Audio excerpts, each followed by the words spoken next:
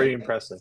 We've got I was going to sing an AC/DC song, but Justin went to work on the old AI keyboard and came up with this little ditty. No Diddy. 10 No years Diddy. deep in the 401k grind, changing the game with a beer in hand, unwind. Unwind, nerdy Chad's gotta swing like a pro. Road guys teeing off in slippers, let it go. Silent J, yeah, he drinks and he knows what he knows, man. Nobody knows. Jay Dizzle's in a Lambo, neon green revving up the future. It's a retirement dream. We're the Retireholics. Crack a cold one, cheers. Rewriting the rules, been at it for years. One beer at a time, yeah, we're changing the scene. Golf carts, Lambos, and a pensioner's dream. Chad's calculator always on his side. Road guys, road man, it's his daily pride. Silent Jay's got secrets locked up tight. He won't spill them, even after all night. Jay Dizzle screaming down the freeway fast, planning your future while he's burning gas. We're not your average TPA team. We're a pop punk beer drinking 401k dream. Grab a beer, grab a plan, live your life, make a stand. Who says finance has to be bland? Has to be bland.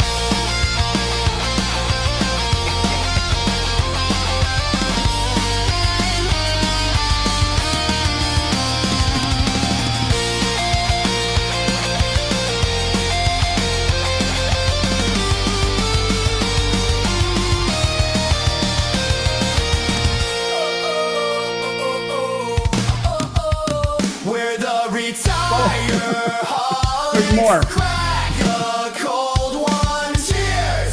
Rewriting the rules, been at it for years. One beer at a time, yeah, we're changing the scene. Golf carts, hoods, and a pensioner's dream.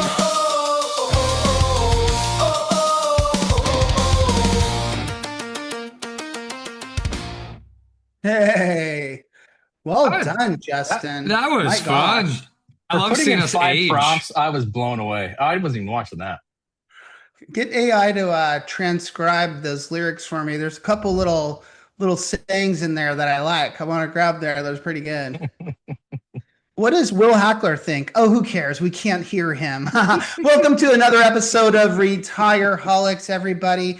God bless our producer, Brandon Carlson. I don't know if you all know this, but he's been sober on these shows for a long time, and it's really made me sad because the good old days, he was usually drunker than we were, fucking up all kinds of things. And I want you all to know that today, that right there, people, that's his fifth. Oh, Count him 5. That's his 5th Guinness. So we're kicking it old school today. yeah, B. Let's just make sure it's not one of those Guinness non-alcoholic ones. Gonna be a good show. A quick public service announcement. Hey, Okay. if you're Confirmed. if you're having trouble getting a hold of me, or I'm not answering your private messages or your emails, bro, I'm an owner of a TPA shop. And look, man, this is the first 2 weeks of October. It's challenging for me. Have some, some kindness. The water temp in San Diego is at its warmest. South swells are, summer are combining up with some primo west swells from winter. All the tourists are gone. So this is prime surfing season for me, people. Understand, I might not be able to get back to you. On top of that, Agreed. I got to get that hour in on the driving range. And I'm not even talking about my short game and my putting. So before we intro our guest, I would like to take a moment and pay homage to last show's chat bar champion, Brian Brassa. He has won, and I promised him. He did the old, if you remember, finish this sentence.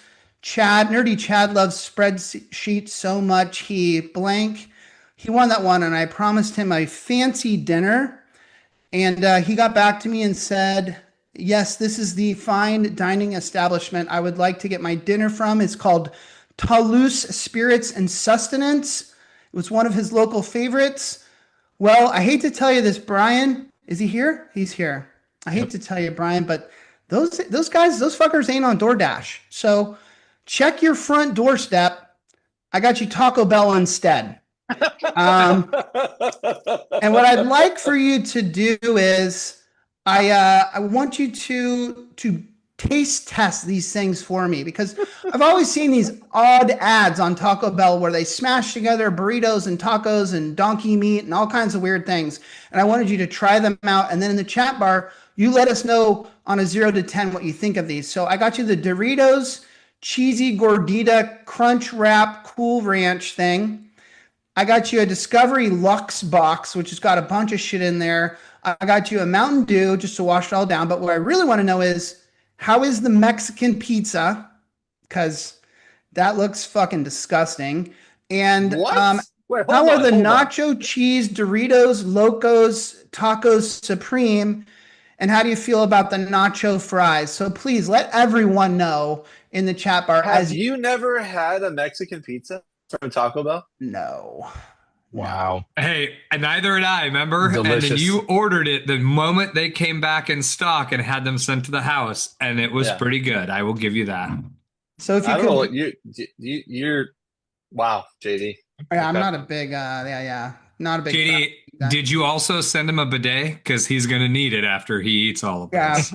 well, Samson's already vying for chat bar champion with his roll of toilet paper comment while he's on the show. But JK, oh shit, I'll drink. Just kidding. I You owe also plenty of did those. Brian BB. I'll drink again. Check your email. I did get you a $125 gift certificate for your favorite restaurant there, the Talos. So go check that out as well. Wow. And What you a might want kind to check. guy.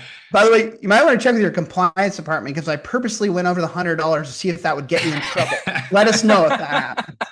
Hackler's a little frustrated down there. Prior winners are like, where's my gift card? I'm so mad right now. Silent J, take it away and intro our very, very special guest. He is a god among mere mortals here in the chat bar. Legends of his wit have already been scribed in the archives of the PDC headquarters, wherever that is. And just as the greats like Michael Scott, Ron Burgundy, and Ham Porter are remembered for their one-liners, he too will always be remembered for his famous guideline sucks. And the Jabba the Hutt looking motherfucker floating around the screen down here at the bottom drinking, it will be drinking on Jim's Acrosens today, is none other than runner-up at the chat bar wins, Mr. Will Hackler. The national practice leader of retirement advisory services at Hill Group Retirement Plan Services. Fuck, that is a mouthful. Mr. Jim Samsonite. You know what's interesting? Samsonite. Thank you. If you Google Jim, the amount of awards he has is insane. Like best advisor in the West Coast on this day. He's got like 15 of them. Now, granted, they're all from like 10 years ago, but still, he's got a lot of awards. Welcome, Samson. How you feeling about today? You ready to rock and roll? I am ready to go. It is an honor and a pleasure to be here, boys. All right. It only took 8 minutes to allow for you to say a word. So yeah, it's called the monologue, guy. That's the fucking monologue. That's how we start these shows off. Right. Fucking dipshit. I thought we were Right. just going to sit here and let him be in the chat bar while we watched him. Brandon, let's do headlines. Come on, let's go. We got shit to talk about.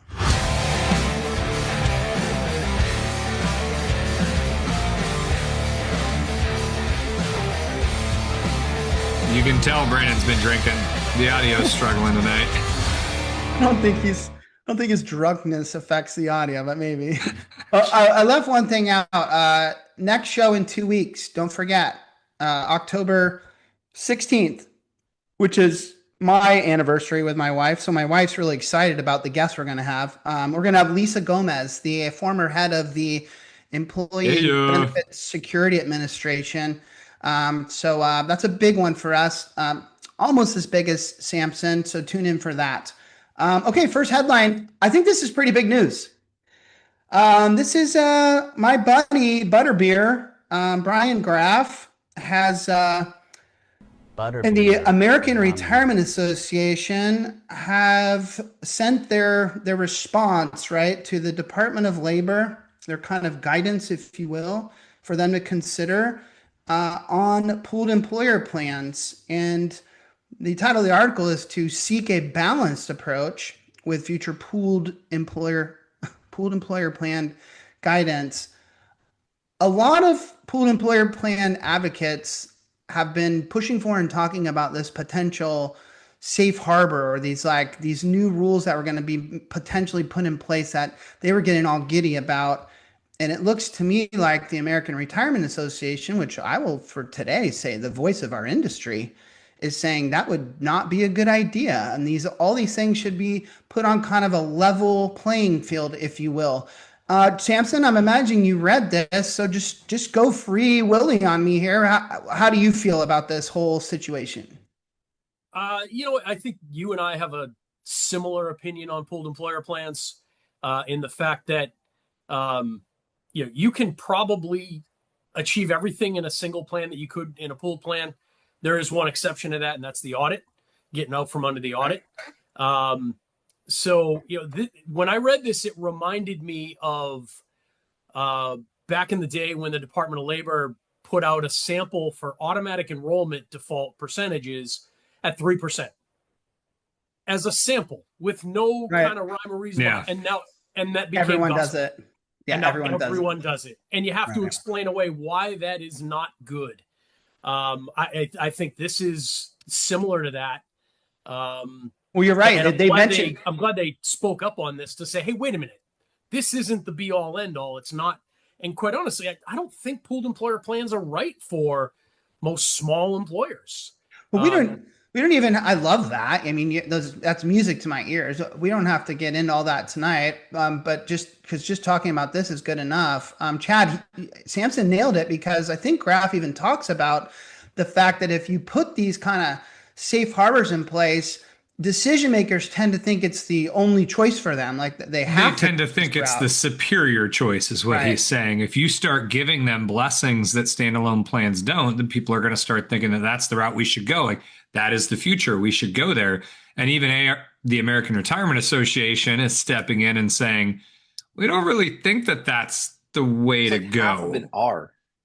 I don't know how he did it. Yeah. Sometimes you can bring the hands forward, but keep the head back. It's all right. I think that's, by the way, a bold move that they had to sit down and contemplate, or maybe not. Maybe they realized, God, if we put this type of support behind pooled employer plans, we're going to piss off a lot of standalone vendors and stuff. But I'm happy that they did this. Remember some time ago, JD, when this push for pooled employer plans was coming, and we saw legislation hit in 2022, and there was this small little area about simple 401ks. And this thought of having, that is not, Mark, that is not, no, that is not. I didn't say the version that goes with individual retirement account, which is indeed an abbreviation, but when it goes with 401k, it is not. And I said on the show, and I continued to say, we have state mandates pushing these small market solutions. What do you think is going to be the next push? Something that's low cost, that's easy, that doesn't have the complexities of a traditional 401k, like this simple 401k. And here we are with the American Retirement Association stepping in and saying, we need something that doesn't, we don't need to stress the fiduciary responsibility the way we have and have tried to create a solution with these pooled employer plans. We need something low cost and efficient and operationally easy. That's what they're telling them in this article. What is that solution that we saw come out a few years ago? Go ahead, Samson. Small market, simple 401k. Samson, that low cost, low fee thing that he said, did you read that in this article? And then that makes you feel angry, doesn't it? Let it out. Drives me nuts. Can we please stop touting pooled plans as a low cost option for small employers? It is not. Stop. It's got to stop. Did you feel like that article did that? I felt like it did the opposite. It said these pooled employer plans were focused on fiduciary responsibility and fiduciary governance, and that comes with a cost. So I'm not really sure that that's the right thing. That's the breadth that I got from it. Yeah, I don't think that was a word. Chad, I agree. It is but now. I think there's a narrative in the industry that somehow these plans are supposed to be this low cost option for small. It's not. No. It's just not No. what it It's is. not. What's funny is that and I've said this numerous times, a lot of pro pooled employer plan people already admit to that. Like they've already come to Jesus on that topic and said, no, no, no, that's not cheaper. Because the reality is, it's in many situations, it's more expensive as it should be. But I digress. We're not going to go deep in that. Hang on, I want to get to the other part of it because Graf also brought up, which I thought was really interesting in this interaction with the Department of Labor, because the Department of Labor also asked about conflicts of interest. It wanted to know from us, the industry, how we felt about pooled employer plans and these conflicts of interest. And so there's several paragraphs in this article allotted to that. And it looks to me like what the American Retirement Association is recommending is some type of disclosure template, some type of universal thing that all plans might. Now, I'm probably going to shit on that idea because who needs more disclosures and everything? But I at least like that the conversation is being had with the government, that a lot of these pooled employer plans have serious conflicts of interest. So it seems that smart people are aware of this. Yeah. But I almost read in there that they're asking for forgiveness in some of those potential conflicts of interest in an effort to drive down costs. Yeah, it says you're allowed to have them if you can like kind of prove their prudence, right? Did you read that part, Jim? Yeah, I mean, I probably scanned over that part. To be honest, I got to a point in the article, I was like, all right, enough. I see, I like what Brian's doing is basically saying, don't give this preferential treatment because again, it's just going to tell people where to go. But, at some point it's like, all right, it got a little in the minutia and I'm just not that smart. So, well, I would love to see how this evolves. And I'm going to just one more time, just while everyone's listening in, is I'm totally with Samson on stop spreading the lies of the lower costs. Now we're clear that from this, the American Retirement Association says, hey, it's not really fiduciary responsibility that these small plans are interested in. I'm going to go back to Samson's statement of the only thing that pooled employer plans have that standalones don't, which is the whole sidestep the audit or lower the audit costs, which again, let's not forget, I know everyone heard me say this a million times, this was developed to help the coverage gap, everybody. Yep. This is for small startup plans, not for audited plans with hundreds of employees. And then lastly, and this is my biggest problem, and this is why I'd love for everyone to check out this article and read through the second half. The conflicts of interest to me are like the craziest part. Like, this is nuts that the government said you could have a pooled plan provider and that this pooled plan provider was going to be this new higher level fiduciary that was going to choose and monitor these different providers and the fee structure and everything. And again, we'll move on. But you all know that's not fair. These are little deals happening amongst all kinds of different people in our industry. These are business deals that are happening. There are very, very few independent pooled plan providers running pooled employer plans of any size.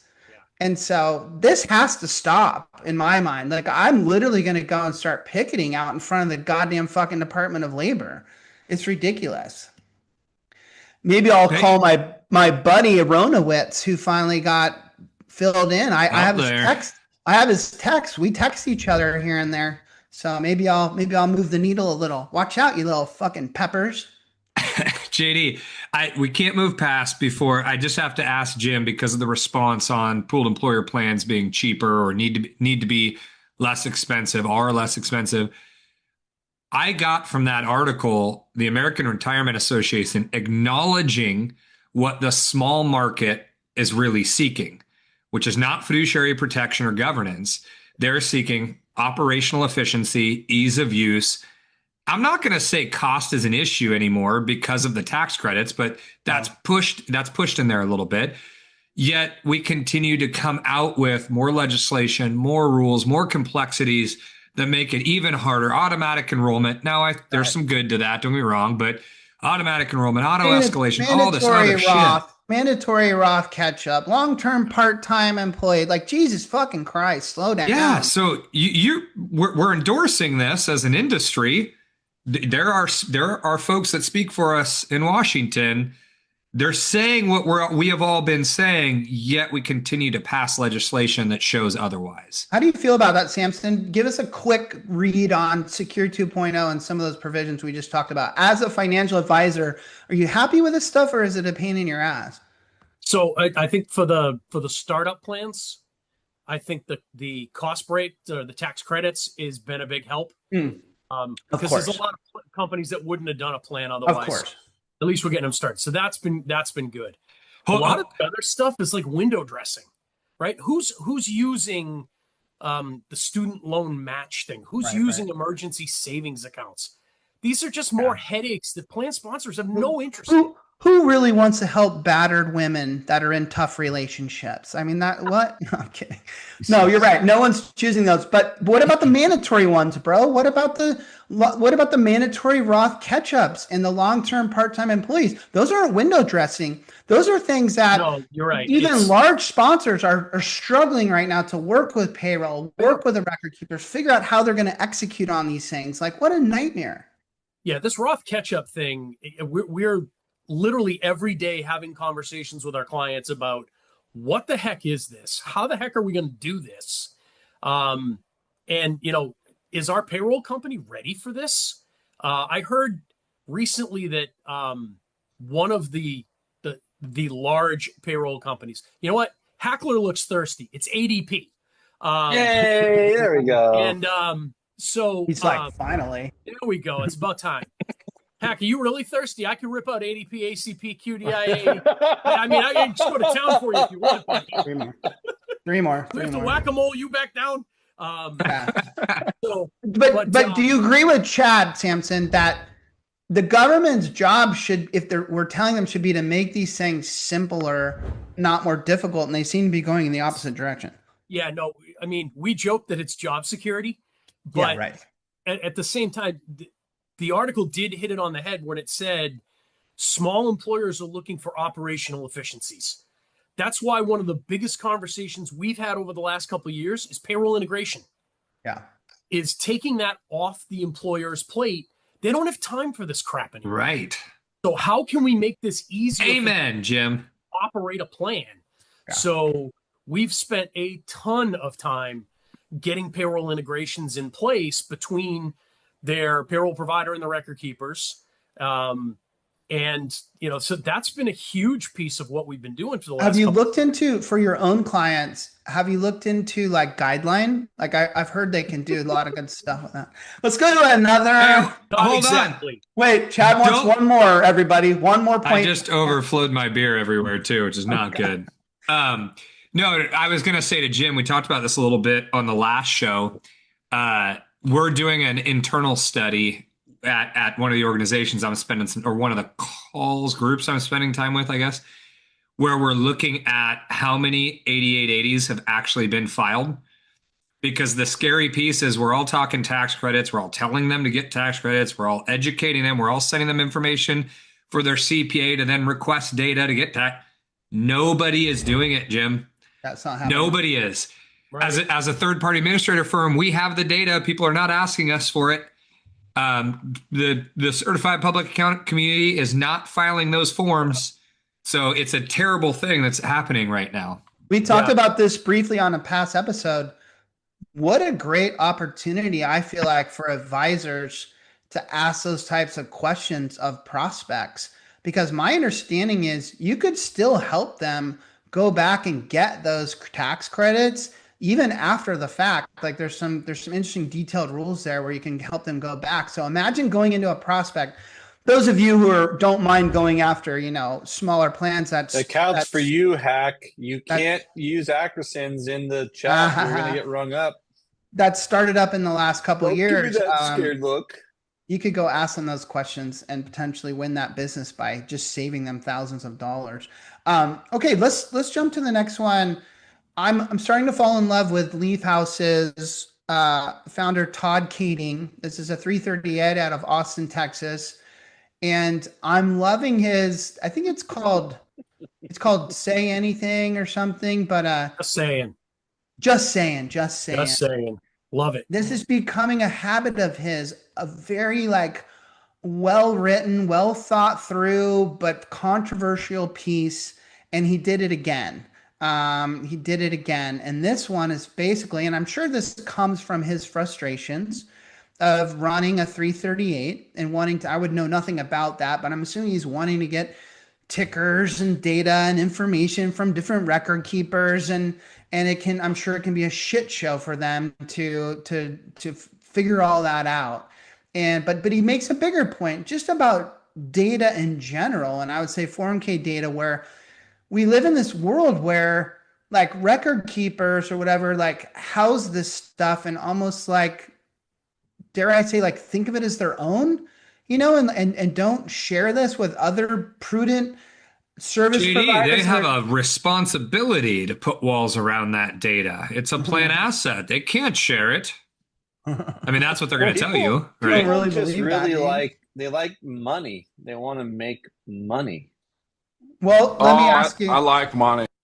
Let me go to you, Rogue Guy, then first, and just say, do you believe or do you agree that in 2025 or soon to be 2026, so much more can be done, from 338s to financial wellness tools to administration to even advisors' jobs, if we have the free flow of, I'll drink, APIs and data, obviously in a secure and professional, I'm not suggesting that it's just open source for anyone to deal with, but for the right people in the right jobs. Isn't that the way this, I believe this is part of the argument that Todd Kading's making. Do you agree with him or not, Mark, that that's the way this should work? That it should be free flowing? Yes. You should have access to it. I guess if I'm siloing the things that we do and the fact that people want to do the right thing and they're trying to make it about making it better for people who are trying to achieve goals. Like, I understand that kind of feel-good story and necessity to try to guide things in that path. But the reality is there's too much at stake for people, and they want to capitalize on it. And so they're doing what is necessary to try and to capitalize now. Now, Okay. Todd even said it. Things are going to change. Things are going to become, like, you think it's not already there, it's going to be there. There are things that are working, and yet you're disadvantaged. So why not take advantage of it now, knowing it's going to dissipate in the future? Now, again, the last thing is, do I agree? Yeah, I think that we should have a way for things, if it's for the greater good of human beings and it's for a good reason, then yes, of course I agree with that. Okay, let me ask you, Silent J, in a simpler manner. As a third-party administrator, we have lots of data in our system, in our actuarial services corporation system, and in our customer relation management system. Is that right? Relationship Client relations management. Tons of data. If Nobody knows what it means. If advisors we partner with, that, by the way, I'm going to sweeten the pot for you here, that brought us those plans, like those are their clients, and those clients give us the thumbs up, shouldn't we be giving them that data if they want it? Shouldn't it flow to them? Oh, you know my stance on this over the years. So you're going conspiracy, protect your own privacy. I'm not going. Yeah, protect. As long as the individual says yes, you can share my information. Now, this is kind of twofold. You can share my information. I'm fine with it. Just giving people, the ability to decline or not. Now, really? sharing across like TPA to record keeper, like it's all the same. Like should all be able to share that data. Oh, well, and there should be no issue. If we're talking about selling data to other entities and shit like that, I don't.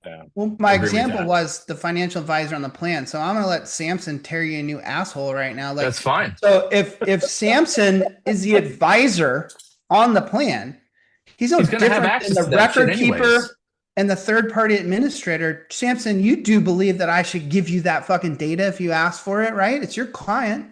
Absolutely. Yeah, right. Hold on. Maybe I'm just naive. Do we not? He's a contact in our system. Are we not? He's an authorized person. So what are we talking about? I think that data's not flowing. They should, like, everyone within this umbrella of advisor, record keeper, and us should have access to all the same information. So let me ask an extension of that same question. Wait, Chad, can I have you answer this one? What Justin just said, isn't that what Todd Kading's saying right here in this art? Isn't that all he's asking Yeah. for? Okay. Yeah. Oh, Okay. I didn't read But the let article. I me- thought it was about sharing the data outside of that. So Let me ask an extension of that question then to everyone here. I am Fidelity, and I have Hi, a Fidelity. sleeve inside this John Hancock plan. Yes. Should I get access to the data? I'm pretty sure that happens these days. I get access to what data is within my investment. You're saying my sleeve. You're saying beyond the data of the investments or what's in there, Right. you want actual participant data. Participant related data, asset level data. Samson, wouldn't the easy plan answer level here? Data. Wouldn't the easy answer here be, well, it just needs to be relevant to the job that you're doing? The data. Yeah, absolutely. If you're using that data for something you shouldn't be, you shouldn't have access to it. Pretty simple. So that's right. This is Hey, sorry, can I Jim, raise my but hand this and is ask what a has question? always Can I- fucking can bothered I- me about that. Can I ask Yeah, a you can go question? Hold next. on, real fast. Let's pretend I know what this means and I know every aspect of it. But there's like 8,000 people currently watching this live around the nation right now. When you say data, what are you talking about? What data are you talking about? Well, What are we talking about? in Todd Kading's case. I didn't ask you, JD. Okay. I'm asking the two guys over there, Nerdy Chad and Samson, when they keep saying the word data. Let's define that for the people. Not me. I know exactly what it is. But the 8,000 people who don't.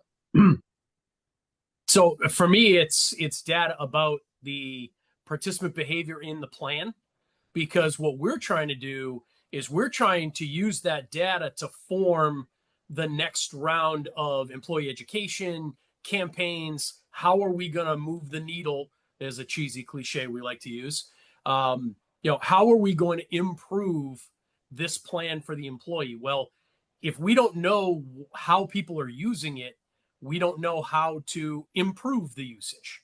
So that's where I would want to have data. So Samson speaks on behalf of the advisor. That's the data that a typical advisor would want. Chad, the data that Todd Kading wants is a little different. Yeah, more on the investment related side. But Mark, I would say you look at participant related data, whether it be date of birth, whether it be participation rates, whether it be their investment mix. All of that is data that would be valuable to someone who has a product to pitch, a service to pitch. And so that's why there's this fight over the data, is because it can be leveraged. And this was why I tried to slow down right before you asked the question, is because I don't have an issue with that. As long as and this is what Jim said, they're trying to provide value essentially from that data for something I need. Now, if they're just going to blanket statement try to sell shit by getting access to participant data, I'm not cool with that at all. But if I'm 41 years old, I'm getting ready to move. If someone came to me right now via data that they access and said, we saw that you're getting ready to move, or you pulled back your deferral a little bit because you wanted more money to cover this house cost. Have you looked at homeowners insurance? Have you looked at your HELOC? Like, if they came to me and gave me thoughts valuable to my current life situation, use that data. Absolutely. Let's be careful that we don't go too wide and too far on this subject right now, because Todd Kading's article, I don't believe, is about any of what you just talked about.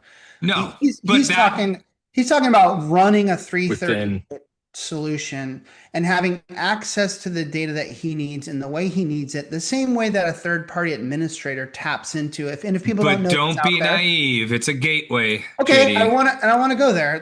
I think that's a fair comment. But don't be naive out there, everyone. As a third-party administrator, we tap into Voya, we tap into Empower, and we have access to all this data because it's necessary for us to do our job. I'm saying the same thing is true of an advisor. And by the way, advisors have access to Empower, Voya, and can pull data and have access to data. I just think that if a plan sponsor signs someone up to be their vendor, like Samson, or signs us up to be their third-party administrator, or signs up Leaf House to be their 338, that data should flow pretty smoothly. Now, to Chad's final point, yeah, of course, we need to be careful if the data gets in the hands of some not bad actors, that's like criminal stuff, some people trying to sell products that aren't in that ecosystem. But let's use what could someone like that be? A wellness tool? Okay, they're not all evil, but let's claim that one is in a way. Well, if the plan sponsor signs off on that wellness company, then they should get access to the data. So to me, I think someone said it in the chat bar. So long as the plan sponsor is contractually involved with that entity and it's been clear in the contract, we need to open up these pipelines of data. And I think that's what Todd Kading's talking about. And I agree. I would agree. I personally agree.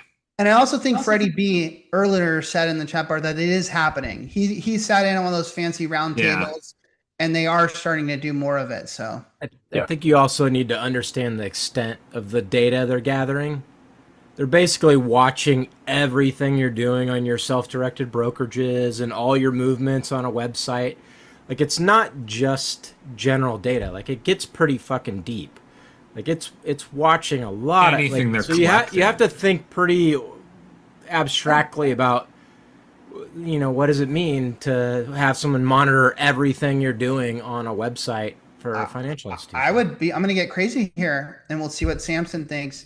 If I was a financial advisor and I wanted to be very forward thinking, I might want to know all that stuff Brandon just talked about. Like, wouldn't you want to know, Samson, if someone's jumping over to the brokerage account and buying nickel dime stocks or something? I mean, yeah, I mean, so I think there's a lot of financial advisors out there that want the data for selfish reasons, for cross sale type stuff. Sure.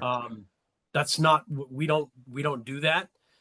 So I have no interest in trying to gather your rollover so I can put it in my, wealth I don't have wealth management. Yeah. It's just not, it's not our thing. It's not what we do. So, but if done correctly, is that not right? You don't think it's evil, do you, Samson? It's okay if done correctly. That was Kate's point, is not everybody's held to the same standard. But my example earlier was tough, but like right now we're getting ready to move into a house. If someone came back and said, you need more life insurance, Chad, what's going to happen with Brooke if she tries to cover the mortgage on that new house? Well, she's screwed. And so I do need more coverage. If someone were to come to me and say that at the right time, I'd be like, thank you. You're right. Make this easy for me. Let me buy insurance. If they're just trying to pilfer the plan for their own personal gain as an advisor, obviously that's not what we want to see. Right. But no, if you're providing holistic planning, you want to know all those things. So at least you have a better understanding of the bigger picture so that you can at least give good advice on the plan itself. That's kind of where I was going with the whole, collecting data. But one other thing I will mention is, and we do this quite a bit. Data or data? You can't say both. You got to tomato, gusto, right? Yeah, it's all but the same. What Samson, don't worry about it. Samson, what Roby's saying is that you as a human being need to choose one. You can't use both. Did you see my chat? Nobody laughed at it. I said podata, podato. Come on, man. How's that not hilarious? There you go. Yeah. I love it. But one of the things Hackler didn't like it. Hackler doesn't like anything. Don't worry about him. Whack-a-mole him down here. I think with a lot of our plans, one of the things we look at is we get a report that looks at how participants of a certain age are investing their money, and we're looking at those folks over 50 that are investing way too much in stock, and the people who are investing way too much in cash. And it's great to identify those people so that we can try to have a conversation with them just to make sure they understand what they're doing. Totally. So that's an area where data becomes very important to us. We're not using it to sell anything. We're using it to maybe look out for the employees so that they don't lose their shirt when the market goes down. But I would agree. Jim, this isn't, I don't know if I appreciate how this is happening, where you're saying really smart things and you seem like you know what you do for a living. Where in the chat bar, I just think you're down pounding beers saying stupid shit. I can't get this balance, man. You're throwing me off right now. You think he slants more stupid in the chat bar versus intellectual? Oh, not stupid. Very witty and joking. And not super serious. It's great. He slants more robe guy, and on the show, he's slanting more nerd. True. I was like, I thought we could be friends, and now I feel like you're just too smart. Okay, I've got you fooled, my friend. We'll move on from that, but one one final thing that Todd Kading did say in there is that everyone should pay attention to is that artificial intelligence will allow regular people without sophisticated software systems to interpret and deal with this data and collect it and organize it in a far more efficient manner. So this whole world of gathering and utilizing data is going to become easier and more efficient and more accessible to all likes of small businesses and products and solutions. And so I just think Todd Kading knocked it out of the park there. But we'll see what his next just saying looks like. And I'm happy to say that when I buy my ranch in Texas and I got cows and shit like Kate Clark, Todd Kading's going to come on over to my ranch and we're going to drink some Todaritas together. His Todarita recipe. He makes a mean margarita. Let's play a game. How are the Lambos going to survive on a dirt lot? No, I'm going to take my truck out to Texas and I'm going to have it wrapped in camo. And I'm going to keep the Lambos out here in Cali. Smart. That's how I'm going to flow. Thinking. Why don't you just push the Lambos on some big ass mud tires? No, but I am trying to fit a gun rack for my truck for the back there. And I don't know what to do yet. Yeah. You got your. Do you even need a conceal and carry out there? I don't think you do you? I don't know. What's that? No, God, do you no. need a conceal and carry out there? You just buy a gun and go walking around town. Okay. Shoot shit in your backyard, bro. Okay. Let's. You know this game, Samson. I think you were around at the time when I had the epiphany and I started it. I have lots of great ideas. I'm sure you're aware of that. This is probably one of the greatest ones. It's called the Nope or Dope game, and it's totally original. So let's give it a shot.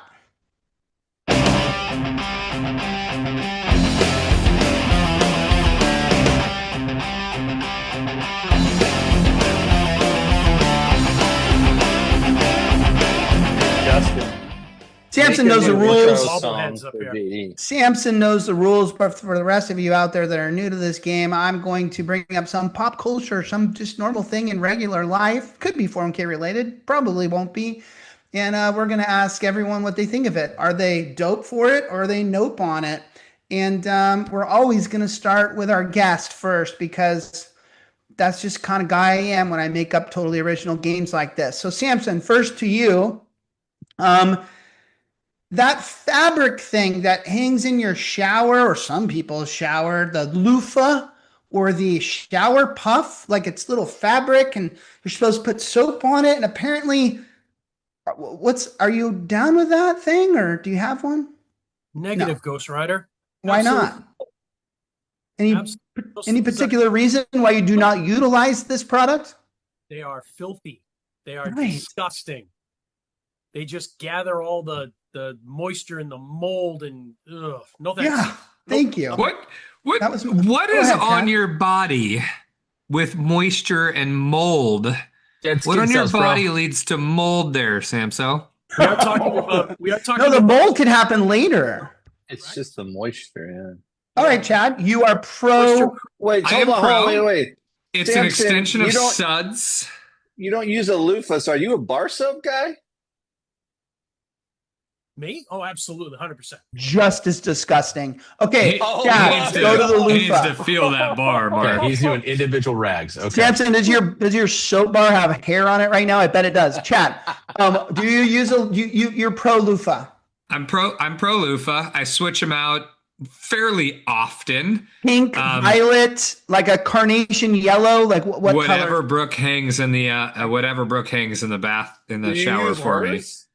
No, we have two separate ones hanging up in there. We can use the same but soap. It's about the suds, the extension of... It's self-cleaning.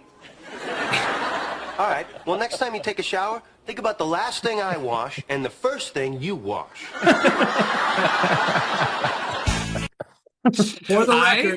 For the record, my wife and I each have our own soap bar. Soaps. Okay. That's she knows better.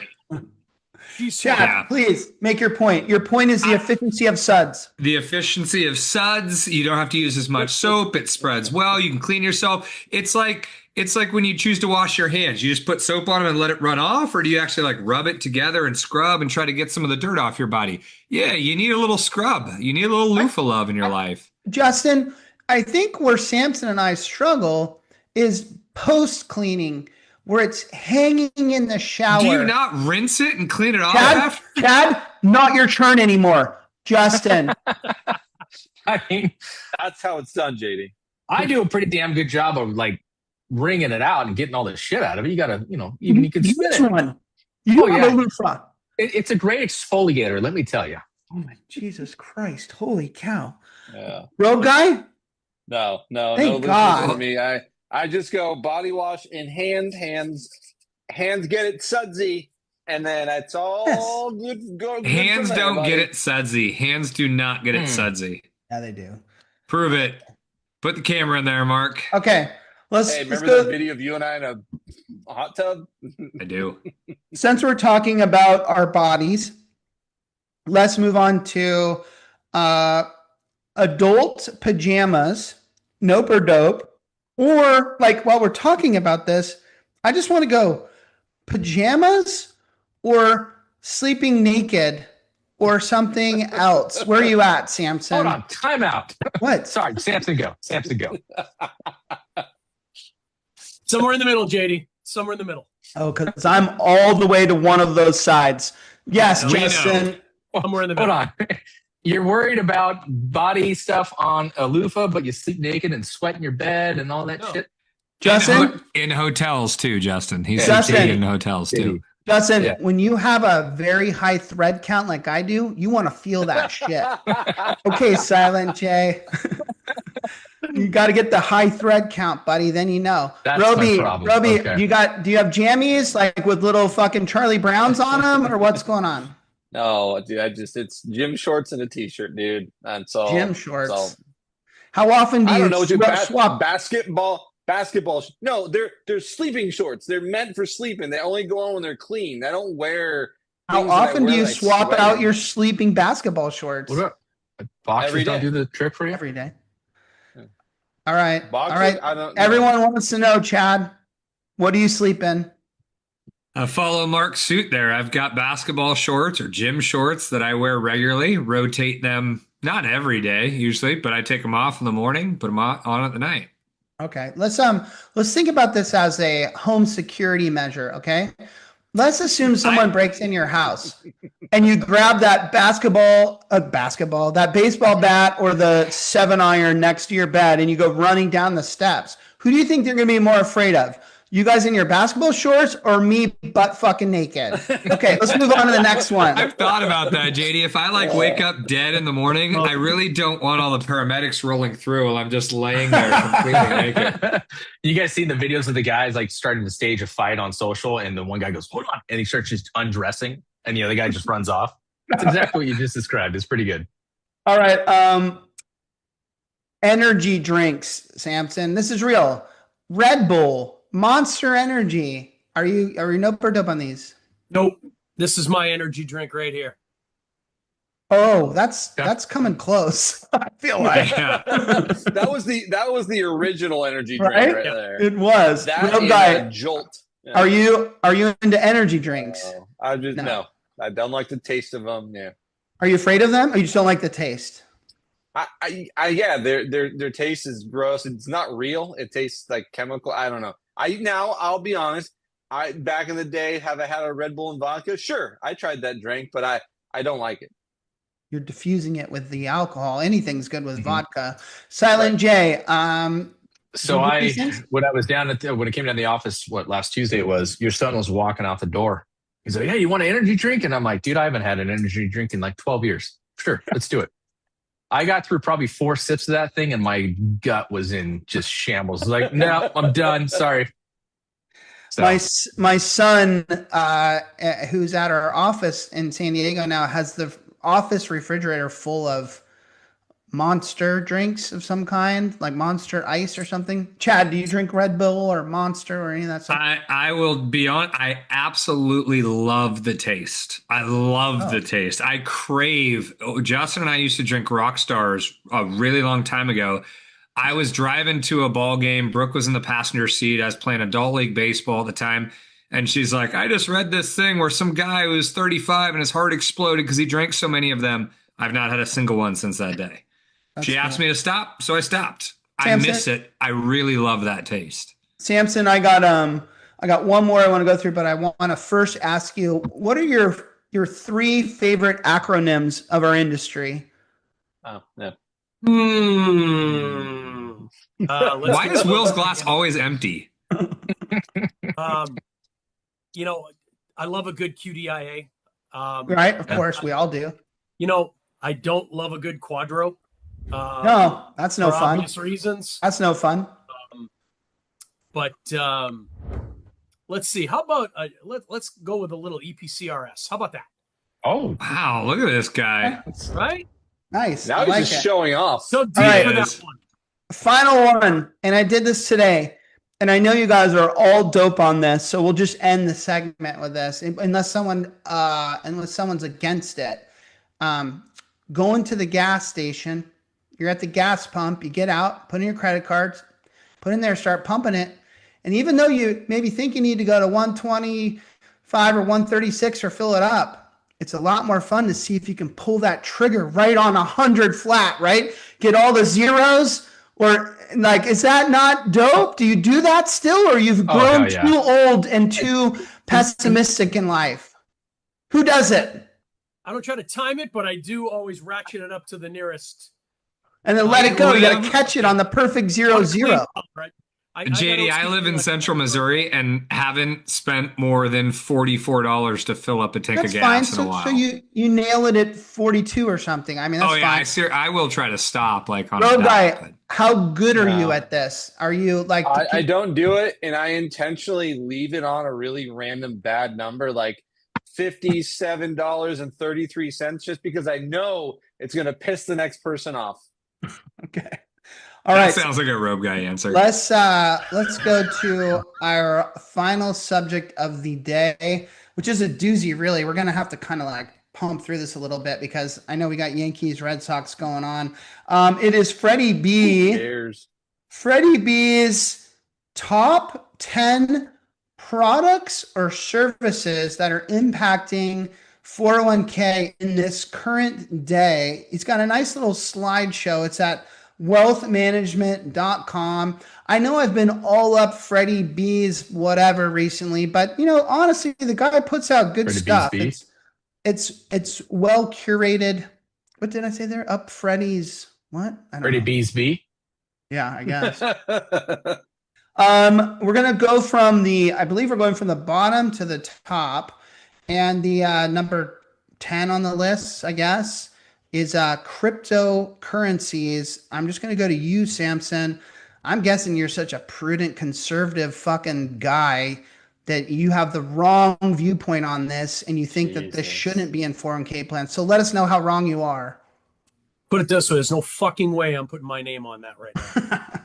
No Well, fucking way. Someday your clients are going to be fucking pissed at you. Okay, we'll go to the next one. I'll be gone by then. Okay, I was going to say his terminology was right now, by the way. Just acknowledge that. He said there's no way I'm putting my name on that right now. Oh, okay. Yeah, right. Private equity is the next one. And you're our guest, tongue out from Samson. Private equity. Now, you do get this, right? Because a lot of people out there in the private equity right now are like, oh, it's not liquid. Oh, blah, blah, blah. Like, you can't let participants decide they want private equity. They're not smart enough to do that. And you're like, listen, you dumb shits. We're going to put it in target date funds. It's going to go into managed accounts. It's going to be a sliver, just like everything else. None of your participants nor your plan sponsors know the asset allocation breakdown of your target date funds right now. I dare you to go fucking ask them. They have no idea. No clue. And so if I tell you, Jim Samson, that in 3 years, and you do a scrub on Retirement Plan Advisory Group or FI360 or Morningstar or whatever you use to look at investments, and the top fucking 7 of the top 10 target date funds have private equity in their asset allocation, will you still be against this shit? I'm against it as a standalone option because nobody has a goddamn. It's never going to be a standalone option. That's insane. But again, you know, I come from the standpoint on this where, and by the way, everybody who knows me knows that Fred and I are friends. I love Fred. But this top 10 list, first of all, you lose points for the slideshow. Come on, cut that crap. Yeah, it is a little weird. Cut the shit on that. But Actually, I'm kind of liking it. I'm kind of liking it right now. It's kind of fun to click through it. Yeah. Most of the things on this top 10 list are just shiny new objects. They're just distractions. And we got to master the basics before we get to all this other shit. Okay. I saw the list and I was like, oh Jesus, really? There's like two things that I'm even interested in. I get that viewpoint.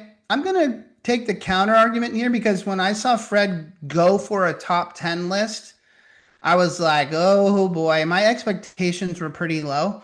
I'm like, where's he gonna find these 10 things? And as I went through them, I must say, as a 401k professional, I was very pleased with each click as I went through the slideshow. Like, yeah, like I thought these were pretty damn good. When I saw Bitcoin and I saw private equity, I figured those were 1 and 2, and then I realized we were going down, and I'm like, okay, kudos. I'm looking for what is actually 1 and 2 now. Yeah, so I thought he actually did all right, but I also do understand, Samson, you make a classic advisor argument, which is a good one, which is, hey, let's focus on the basics, the nuts and bolts. We don't need to worry about all this kind of shit. But don't forget, I feel like what Freddy B's bringing to us is like high level, what's happening in the industry. And I think that's important to even us on the front lines, because as I just mentioned, eventually it'll impact your target date funds or your managed accounts, or it could impact like legal legislation and all kinds of things. Okay. After private equity, he gets to financial planning and employee education. And we'll move on from that. It's boring concept. Oh, you're for that. Basics, baby. Of course. So boring. Oh, yeah. He gave you one of your table stakes. Okay. Okay. Let's move on to the next one. Custom target date funds. What's your thoughts on this, Samson? Yeah, because I'm smarter than the people who run target date funds. Cut the shit. Okay, yeah. So custom target date funds, you're thinking of these as, let's put some power in the hands of the advisor to kind of choose what investments may go into these different slices of the pie and how much. I feel like custom target date funds can go further than just that, to where instead of just having everyone gets the same 2050 fund at T Row or whatever. Do I have to drink for that? I think so. Instead, that target date fund might actually, like, go back to our data conversation. It might actually say, wait a second. Yes, you were born in this year, but we have this other information and data on you, and therefore we will tweak your glide path or your asset allocation for your 2050 fund differently than your coworker who sits down the hall from you. Are you okay with that type of thing? Well, Fred is clarifying in the chat bar what he meant by custom target date funds. I'm sure I just told you what he meant. Tell me I'm right, Freddy B. Yeah, I'm pretty sure that's where he was going with that. So when I hear custom target date, I think back to when the record keepers who come to us and say, we'll manage, or we'll get Morningstar to manage. We hear you. Yeah. Path and you pick the funds. Like, come on. I call those almost like advisor driven models, which are still a thing. They exist today, but I'm assuming a lot of you are okay with the idea of what I just explained as custom target date funds. Like, could be good. Yeah. I mean, why not? We're not there though, JD. I don't think we're there though. I think what you're saying is you have target date funds. You have target date funds to what Jim kind of said, where you're using the underlying core menu for certain sleeves within it, but that's because they want their fixed account inside that target date fund program. Then you see target date funds from record keepers that now have a risk tolerance base within the target date sleeve. A hybrid. Still a little different from this. That's what I was going to say. And then I think you see what I believe Fred was trying to get to, which is a truly customized, this customized TDF sleeve where it's a little bit of everything I just described. Well, and it is set up to use participant data and create better outcomes for individuals that are still going to default into something. They're going to default into a target date, but then, like I was telling you earlier, you might actually look at that participant data and say like, oh, look, this is their current account balance. It's very high. Oh, this is their salary. You know, they're making a large salary, or they have a high or a low contribution rate, or, you know, all kinds of information to kind of tweak and customize that target date fund. And according to Fred, it's not a dream. It's not, it's something that's happening right now. Like, it's being done by American funds. It's being done by PIMCO and T Rowe. Fuck. Pacific Investment Management Company. Nice, Samson. Yep. Nice. Damn. There you go. Well done. Oh God. A student of the show. Samson, I need 2 more acronyms for me that you really like to use. Actually, somebody put one of my favorite ones in the chat bar. Quacka. Yeah. Whoa. Love We need to it. settle this right now, and I'm willing to drink. Yeah, it's Quokka. It's Quacka. It is. It Whoa, definitely guys, is. hold on. Let's do I got his East buttons Coast, here. we say Chill out. Qualified automatic. Well, you don't say automatic, you say automatic. A duck doesn't quack, my friend. It's Hey. fun. There's no duck involved here, pal. It's more fun to say it Fuck the you, way. Chad. It's more fun to say it the way Samson said it. I'm gonna give you all number 6, but we're gonna move on from number 6. But it's the whole managing held away assets like Pantera is doing with different stuff. I'm gonna move on just for time. Number 5. This one to me is interesting. Retirement income, and I don't want to slant any of you right now. So Samson, okay, good. Aren't these people getting desperate? They really wanted to make this work, but it's when are they going to give up? It's one of my least favorite terms in the industry. It really is, because, you know, I get what we're trying to do. I get we're trying to help people, but putting some kind of retirement income program in place when the average account balance is still in 5 digits and not at least 6, what is that going to do for them? We're going to guarantee them $100 a month in retirement? I mean, what are we doing? Well, I think you're hitting on a bigger problem. I think if you really have watched the evolution of the retirement income companies that want to profit from this, they quickly realized that the only way they were ever going to be successful is if they defaulted in some way, like if they got us as an industry to default it on people. And I just think, you think plan sponsors got issues with private equity and crypto guided by their advisors? They have no clue about that shit. They're not going to default their participants into guaranteed retirement income solutions with the fee structures that are involved and the nuances and the detail. It's never going to happen. And so to me, when you realize that the defaulting strategy will never work, this shit's about as successful as pooled employer plans or worse. Like it's just never going to happen. And I love Wolnowitz and I love all these people out there. And I get the concept. It's just give up already. It's not going to fucking happen.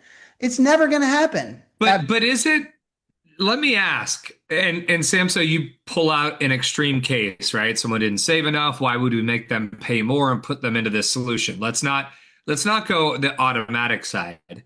Let's go someone elects to get into this. Can we not acknowledge that decumulation? Can we not acknowledge that decumulation support is important? Oh, for sure. Like my dad just retired. Thankfully, he has a very good advisor who I've spent a lot of time listening to him and quality checking. Like he's doing a really good job for my parents. But my dad has saved his whole life. He's got pension access. He's military retired. Like he had no idea what to do with all of this money that he had saved. And will it last me? Like this is an important part for people. We just haven't found how to really help them yet. Yeah. John, that's a great point. You know, I love you, John, but I don't know what that has to do with guaranteed income right now. Oh, decumulation stages. Yeah, I totally agree on the decumulation. Of course, we help all these people save all this money, get to the retirement, and then we kind of just send them off on their own, hoping, by the way, that certain financial advisors will help them. I'm just telling you that the concept of putting products into 401k plans is just doomed for defeat. Like there's no way to do it. To Chad's point, you're going to get 1% of 1% of a participant that goes, oh, I like this product. I've researched it. It works for me. I want to sign up for it. But the rest of them are not going to do that. It's too difficult. And so we know this. We can't even get them to do very simple things. So we're not going to get them to elect to a guaranteed income. So then, like I said earlier, your only other option is default them into it. And that's just not going to fucking happen either. So I just think this thing, we need to stop talking about it, to be quite honest. And I apologize to Wolnowitz for saying that, but someone tell me I'm wrong. Someone reach out. Let me know. Come on the show. I don't mind the talking about it. The industry has pushed it. We have pushed it. We have forced it. That's the issue in my mind. It works for like 2% of the population. Yeah. Did the industry push it, or has really? So here would be my way in saying the industry has pushed it. Think of all of the conferences that we were going to. It was everywhere. That's the industry choosing to say, this is what people should be listening to. Well, this is where we want our sponsors. That's what's happening there. Breaking news alert. Go ahead, Samson. One of my wholesalers came up to me recently and he said, hey, I need you to be interested in retirement income. And I said, okay, well, maybe you can be the first one to explain to me why it works. And he goes, no. I just need you to be interested. These are not the droids you're looking for. Gotcha. And then he handed you 3 sleeves of golf balls and said, go out there and be interested. Chad, I think you feel like the industry pushes it because then this is kind of my breaking news alert for everyone is the industry is always looking for ways where they could like pad their wallet a little more. And so they're willing to try things that they think they might be able to make money on. And I'm more with Kate Clark in the chat bar where of course it's the insurance companies that want to push it, or it's the new companies that are invented like Income America and stuff that want to push it. If you're a record keeper that's an insurance company, you're probably thinking, oh, wow, this could be fun. Like we might be able to make some money here. But to me, the basics of it make no sense. I don't understand how it actually comes to fruition in any way, shape, or form. The next one is capturing individual retirement account rollovers. We've talked about this with Empower and all this kind of stuff. I think that's a very interesting topic, but I'm running out of time, so I'm going to keep moving on. The third one is group plans like pooled employer plans. Oh, I just threw up in my mouth. Let's move on to the next one.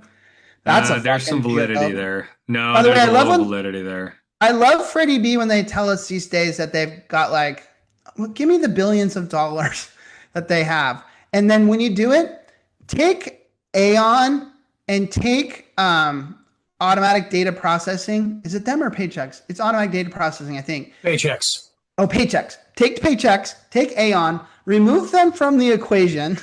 I'll explain more at a later date. And then tell me how many billions of dollars has gone into pooled employer plans. And I'll show you a larger plan down the street in the city in San Diego that has more participants and more assets. I'm fucking around, but let's go to the managed accounts is number 2. Okay, Samson, managed accounts, bro. You're a very successful qualified advisor. Does this ever come into your business model at all? I don't have a problem with having it in the plan as an option. If somebody wants it, it can be a valuable service. And you would then vet out the provider that you'd slot in there to do that, or? Oh yeah, like the record keeper's going to let me do that. Oh, you're going to go with the record keeper's. That is not true, Sam. So they will give you options like some, 3. Not all. But so Chad, I mean, maybe I should ask Samson. He just said he's okay for it. Tackle the age-old question of is there more value in a managed account than let's play fun, than Freddy B's custom target date fund? Not for the cost in which those managed accounts typically come from. Ouch. I think the difference there, JD, is it goes back to the default conversation. And that's where managed accounts have argued, are we a better solution than people who are going to make their own decisions? Yeah, they are. So is a target date fund, for that matter. So if we're going to look at where we're defaulting people, if you're not going to default people and people are going to be making their own elections and not rebalancing, I see where those two things fit. But I don't think it's worth the cost that comes with it versus the normal target date fund or asset allocation fund. It kind of goes back to the age-old argument that Wow. I mean, we should get into this someday in the future. Active managers or Wall Street people really struggle to make the right picks. And it's really about asset allocation and kind of prudent diversification and that type of stuff, not someone picking the right things to somehow outperform the market. I don't know how I feel about that. I'd love to talk about that at a future show. I sold it back in the day, just to say, like Yeah, Castadian tactical management. Like I really did. I really thought that it was the right thing to do. I will tell you this. I know a current client that had an advisor, and the advisor was with one of these national aggregators. And the advisor made that move to put in their own proprietary managed account service for that national aggregator. You know this happens. Hopefully, out there, people, you know this. You've seen this. And in the end, it was the reason why this advisor got replaced by someone else. The client agreed to do it. They went along with it, but then someone prospected them, and the person that prospected them highlighted this and explained why they thought it was not the right move for them, and that they were being sold a proprietary thing to make money, and it was enough for that person to get this plan and win it from the incumbent advisor. So anyways, I don't know whether that means you should or shouldn't, just giving you some facts. And the final top 10 product or service that does Freddy B get paid for all these ads I have to click through? I know what the final one is. On my slideshow, I got to click through these ads. Yeah, Fred just checked his account. It's like, cha-ching, he just made 4 cents on that last one. Artificial intelligence. And you all know I'm a fan of this. But let's go to our guest. Is this the correct choice for the number one product or service that will impact 401k? I guess I should give me 2 answers. Currently, or do you think it's all hype? What do you think about the future? I do think it's going to have a huge impact on all of us. Someday. It already is starting to have a huge impact on all of us. Am I using it like crazy? No, I'm not. We using it for songs. That's a great use for it. Waves.ai. I use it for far more than that. Check it out, people. But go on, Samson. It's okay. Yeah, no, I mean, I think it is going to have a major impact on all of us, whether we like it or not. Right? I personally think it will be the single greatest efficiency tool of our generation. I was just about to write. Kate's right. That's what I think. Right. Okay, let's go to Chap Our Champion, and then let's wrap it up. Let's go watch the Red Sox play the Yankees. Silent J, your vote for Chap Our Champion tonight is? Oh, geez. Our certified public accountant buddy. What's the name? Brad. What's the name of his company? What company is he with? Moon CPA. Muni CPA? Mun. Both of you motherfuckers. That's an acronym. Twice. Oh. Yeah, well done, Justin. You've been holding on to that one for a while. Since Del Mar. This vodka stings the bottom of my mouth. Tell me your vote for Chap Our Champion. Who did he just ask? Robe guy.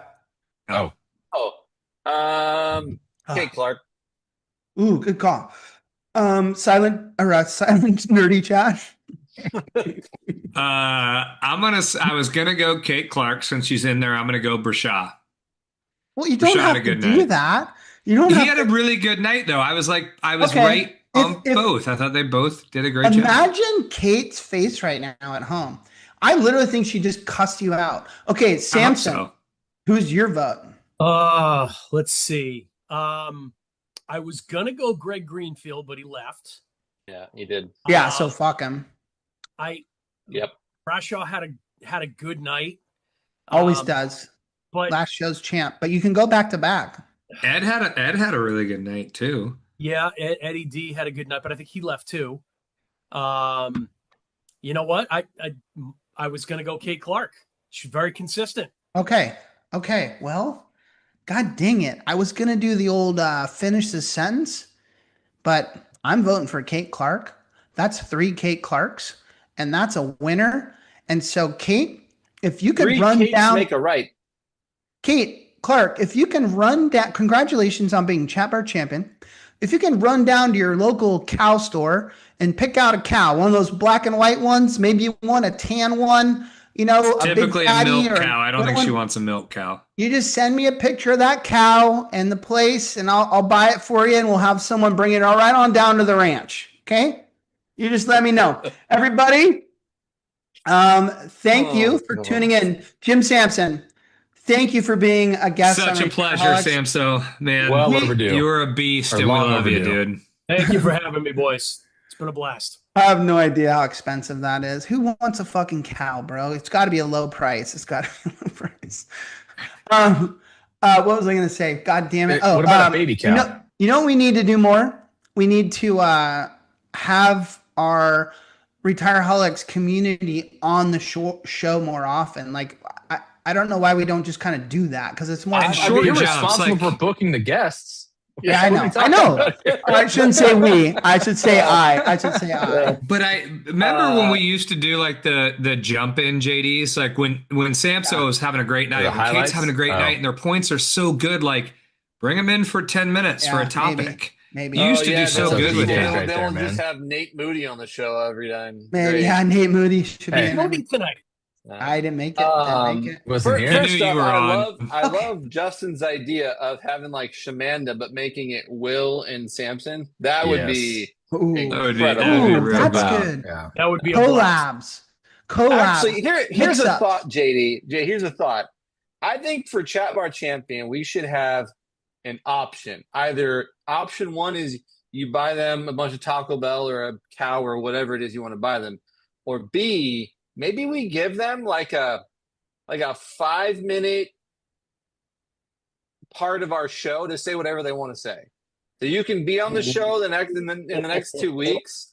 I don't know how many people would want that, but I guess I'm scared. It might go like, fuck you, you're cool, fuck you. Yeah, no. Hey, you know what? That's a risk we have to take. You were right. I was thinking you were going to say like a donation to a nonprofit, but sure, Mark. I'm open to change, but for now, let's stick to the script. And let me just say thank you to everyone, and we'll get out of here. Thank you, Samson, for joining us. I believe this is your second time on Retireholics, and we need to make that happen more often.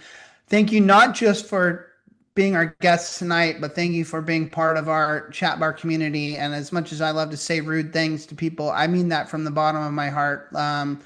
Thank you so much. It's awesome to have you as part of our whole whatever this is. And thank you to Robe Guy, Chad, and Justin. Justin and I had a great time at Disneyland together the other day. I don't know if we're supposed to tell anyone that or not, but I haven't told anybody that yet. We were both dressed as. You told me. I didn't even ask. We were both dressed as Obi-Wan Kenobi, kind of, sorta. You were Luke. I was supposed to be an old Luke, but a lot of people told us, "Hey, there's Obi-Wan." They pointed at me, but a lot of people looked at you and they're like, "Oh, there's the Padres mascot." And I was like, "That's weird." He's supposed to be working on that for a while. I want pictures. We didn't take any for a reason.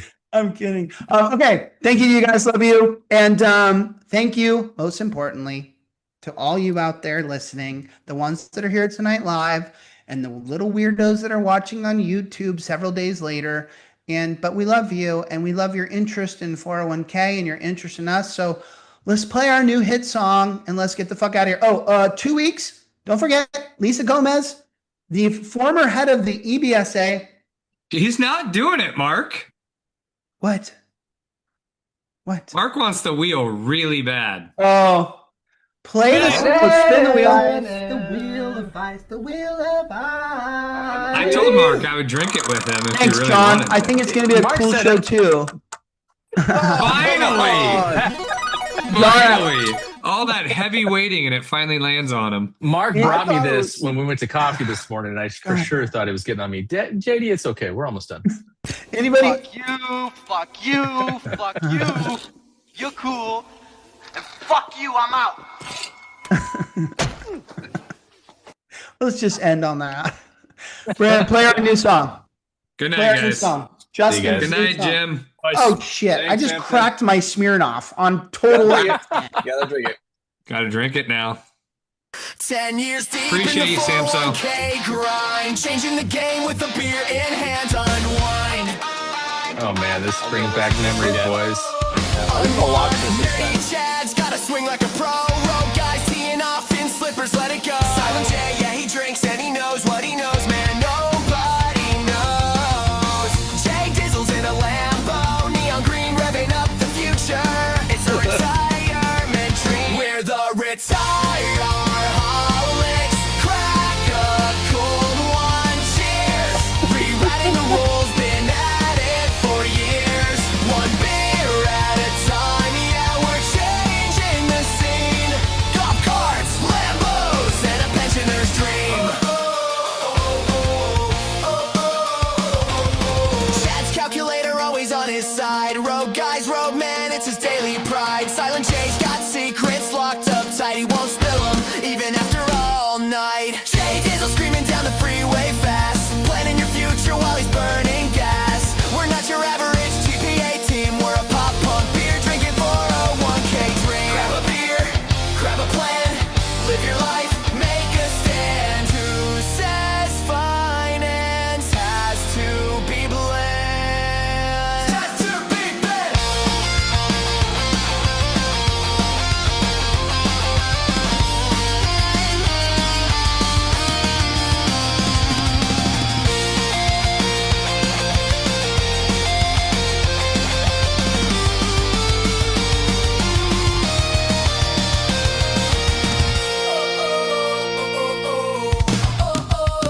We're the Retireholics. Crack a cold one, cheers. Rewriting the rules, been at it for years. One beer at a time, yeah, we're changing the scene. Golf carts, hoods, and a pensioner's dream. What does it say? Out of office. Fuck Peace out, you, everybody. See you fuck next time. You, you're cool. Fuck you, I'm out.